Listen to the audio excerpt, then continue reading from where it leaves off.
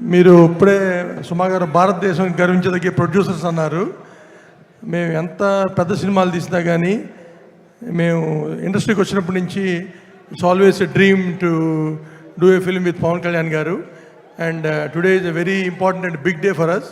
అది ఈ 19th మా కోరిక నెరవేరుతుంది.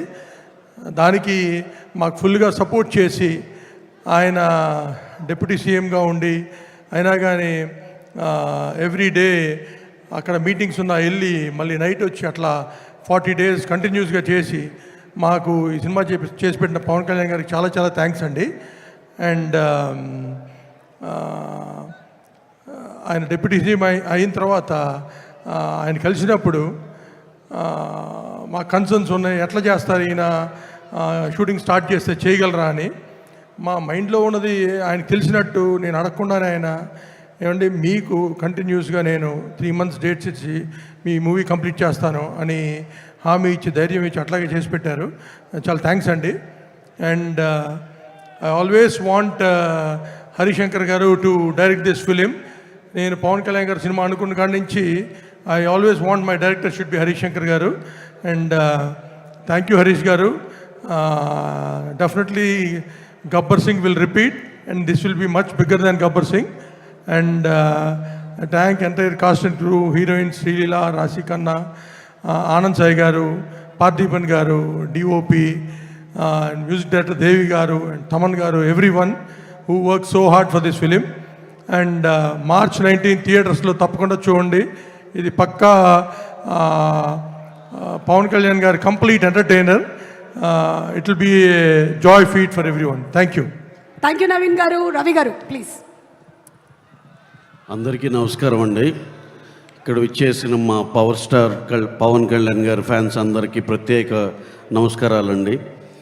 అలాగే ఈ సినిమాకి పనిచేసిన టోటల్ క్యాస్ట్ అండ్ క్రూకు అందరికీ పేరు పేరున చాలా థ్యాంక్స్ అండి. ఎనీహౌ మా నవీన్ గారు చెప్పారు, శ్రీలీల గారు ఇందాక ప్రొడ్యూసర్ గారు లాగా అందరికీ థ్యాంక్స్ చెప్పేశారు. మళ్ళీ మళ్ళీ అదే చెప్తే బోర్ అయిపోతుంది.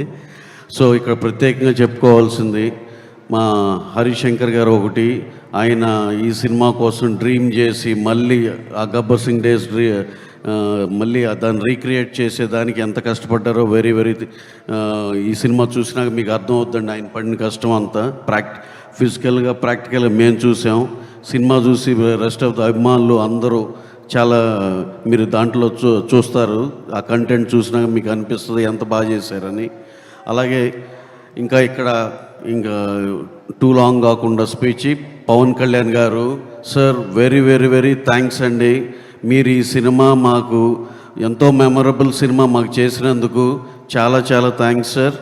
అలాగే మైత్రి మూవీ మేకర్స్లో ఒక చిన్న వెళ్తుండే సార్, మీతో ఒక సినిమా చేయలేకపోయామనే వెళ్తుండేది, అది పరిపూర్ణంగా తీరిపోయింది సార్.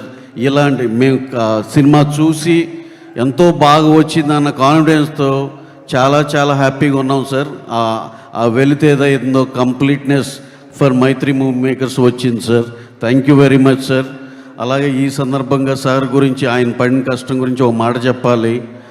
ఆయన రోజు అటు అమరావతిలో పని ఉన్న అటు చూసుకుని ఇటు షూట్కి వచ్చి సరే 6 o'clockకి ఏదన్నా మధ్యాహ్నం 2కి వచ్చి 6కి మళ్ళీ ఇంకో పని ఉండి వెళ్ళాల్సి వచ్చినా ఇంకా వాళ్ళు రారులే అనుకుంటే నైట్ మళ్ళీ 9ంటికి వచ్చి తెల్లారులు షూటింగ్ చేసిన రోజులు ఎన్నో ఉన్నాయి.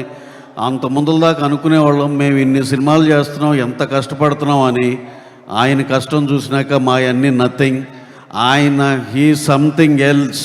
మనం ఎంతోమంది చూసి ఉండొచ్చు కానీ ఆయన సపరేట్.